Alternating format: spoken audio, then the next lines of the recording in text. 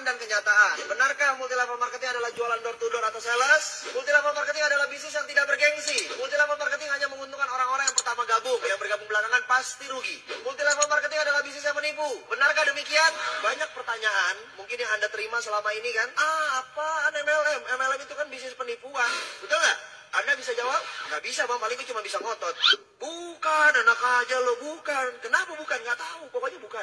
MLM itu kan bisnis yang nggak jelas. Siapa bilang jelas? Nggak jelas, jambak-jambakan. Kasih tahu dia.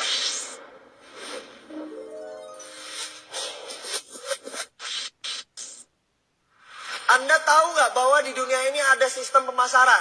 Setiap perusahaan yang ingin mencari keuntungan pasti harus menjual produk. Produknya itu bisa berupa barang, bisa berupa jasa, betul? Nah, dibutuhkan sistem pemasaran untuk sampai ke konsumen. Nah, sistem pemasaran itu hari ini saya mau jelaskan kepada Anda.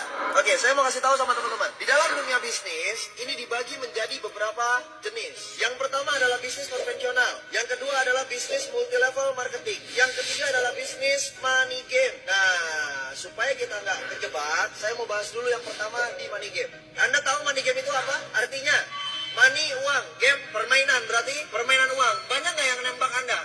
Ini money game ya? Jangan-jangan ini bisnis putar-putar uang orang. Betul? Anda harus kasih tahu, Anda harus sadar. Kita harus tahu bahwa money game itu punya karakteristik, punya identifikasi. Yang pertama, money game yang pertama, sudah pasti tidak ada produk. Tidak ada produknya. Jadi kalau perusahaan ada yang nawarin tanpa produk, pasti money game. Perlu nggak dicari tahu lagi lebih dalam? Nggak perlu, tinggal. Paham? Ada produknya nggak? Nggak ada, sudah.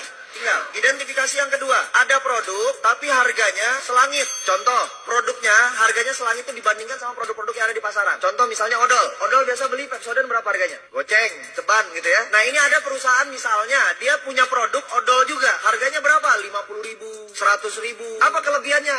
Pas sikat gigi, giginya jadi emas. Paham nggak maksud saya nih? Jadi harganya terlalu berlebihan, terlalu jauh. Produknya misalnya air minum, air mineral. Air mineral biasanya berapa? 5.000. Ada nggak yang jual sampai 50.000? Itu money game, itu identifikasi money game. Yang ketiga, sebenarnya tidak ada produk, tapi pura-pura ada produk. Biasanya sistemnya cicil atau tabung. Misalnya contoh, perusahaan itu menawarkan Anda produknya emas, tapi nanti dapat barangnya tahun depan. Jadi setiap bulan Anda taruh uang dulu. Perusahaan itu menawarkan travel, perjalanan umroh, perjalanan haji. Sifatnya tabung tiap bulan. Kapan dapatnya? Ntar 2 tahun lagi, ntar tahun depan. Nah itu hati-hati, itu money game. Pura-pura ada produk, padahal produknya nggak tahu kapan adanya. Produknya nggak jelas. Paham? Dan ini udah banyak di masyarakat. Jadi 3 identifikasinya. Anda ketemu sama perusahaan seperti ini yang nggak ada produk, atau produknya harganya selangit, atau nggak ada produk tapi pura-puranya ada produk dengan cara mencicil atau menabung. Sudah, tinggalkan. Itu bukan perusahaan yang benar. Paham?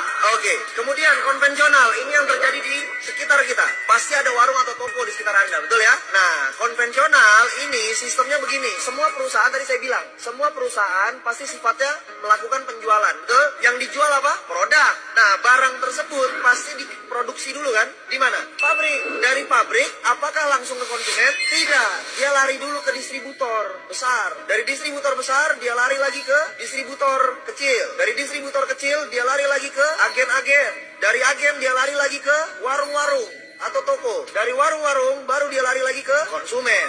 Paham? Oke, yang saya mau tanya, konsumen tahu nggak ada barang yang di warung, ada barang di agen, ada barang di distributor kecil, di distributor besar?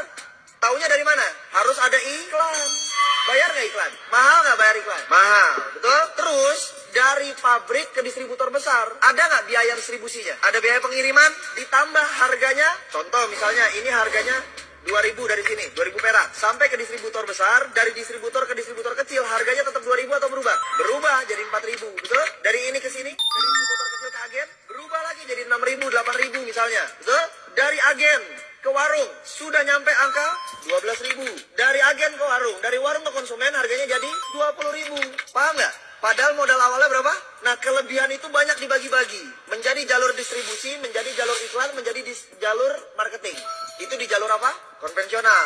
Semua warung begini. Semua barang yang ada di sekitar Anda begini prosesnya. Rokok begini, sampo begini, sabun begini. Paham? Oke. Saya nggak banyak bahas di situ. Yang saya banyak mau bahas adalah nih, multi level marketing. Lalu kalau begitu, apa bang kelebihannya multi level marketing? Multi level marketing ini adalah perusahaan di mana barangnya tetap yang produksi pabrik. Dari pabrik lari ke distributor tunggal namanya. Itulah perusahaan multi level marketing. Dari distributor tunggal larinya kemana? Ke konsumen. Langsung. Loh, terus bang, kan konsumen ini kan member. Ya, dia member. Terus member biasanya tugasnya apain? Cerita, betul? Akhirnya ada orang yang gabung sama dia, betul ya? Berarti si konsumen ini bisa menciptakan konsumen yang lain ya? Artinya apa? Konsumen ini otomatis garis miring marketing.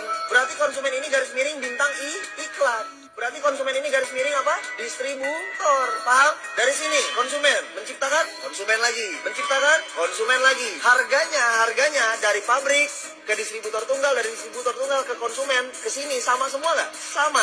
Jadi kelebihan dananya tadi itu dialirkannya kepada siapa? Kepada kita, karena Anda marketingnya, Anda distributornya, Anda bintang iklannya. Berarti kita yang dibayar mahal oleh perusahaan multilevel marketing. Paham? Berarti Anda distributor kan? Berarti Anda keren nggak? Bergengsi apa tidak bergengsi? Bergengsi. Kenapa harus malu? Anda distributor loh. Distributor, kalau kalau toko-toko distributor itu yang gede, yang banyak stoknya banyak, yang barangnya banyak. Berarti modalnya gede ya? Kalau kita di multi level marketing, modalnya perlu gede nggak? Nggak perlu. Paham? Oke, satu kelebihan lagi yang saya mau bahas. Anda lihat, Anda perhatikan. Biasanya jumlah barang yang dimiliki konvensional dari pabrik, dia ngoper ke distributor besar ini biasanya bersyarat. Artinya paket besar. Anggap misalnya 10.000 piece. Begitu sampai turun ke distributor kecil, ini turun menjadi 2.000 piece.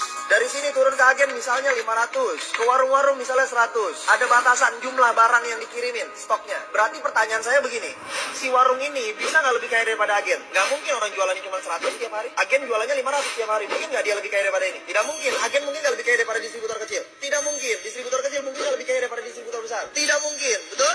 Oke. Sekarang saya mau tanya, multi level marketing, si konsumen ini jual produk nggak? Jual. Produk siapa yang dijual? Produk perusahaan, bukan produk dia. Punya stok nggak masing-masing? Punya. Stok buat apa? Buat konsumsi, bukan buat dijual. Paham nggak? Stok yang dimiliki member yang bergabung itu adalah stok konsumsi, bukan stok untuk dijual. Yang dijual adalah produk perusahaan. Berarti ada batasan nggak stok barangnya? Tidak ada. Bisa nggak kejadiannya begini? Konsumen yang atas jual cuma 50, konsumen yang bawah jualnya 100. Bisa? Bisa. Siapa yang kaya? Ya dialah yang dapat untung banyak. Yang ini cuma jual atu. Berarti yang lebih kaya yang mana? Yang bawah. Tadi ada kalimat kan? MLM adalah bisnis yang memperkaya yang di... Salah atau benar? Salah.